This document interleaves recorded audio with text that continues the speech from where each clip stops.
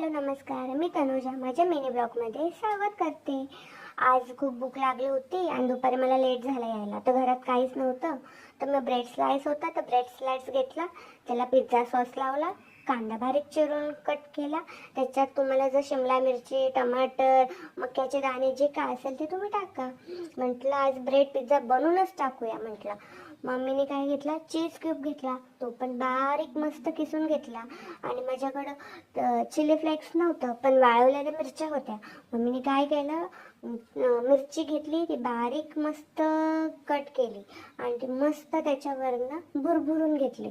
आणि आता म्हटलं ऑर्गॅनो तर नाहीच आहे, मग ते पण मला लक्षात आलं की अरे आपण पार्सल मागवतो त्याच्यामध्ये ऑर्गॅनो चिली फ्लेक्स मी फ्रीजमध्ये ठेवते।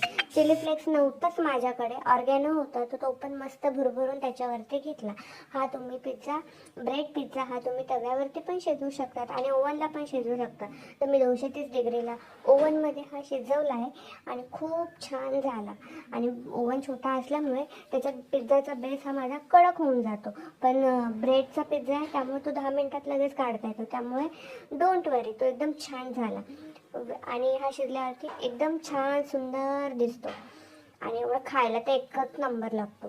पण तुम्ही पण बघा शिजवल्यानंतर कसा दिसतो। आणि व्हिडिओ आवडला असेल तर नक्की लाईक करा, कमेंट करा, शेअर करा आणि सबस्क्राईब करायला विसरू नका।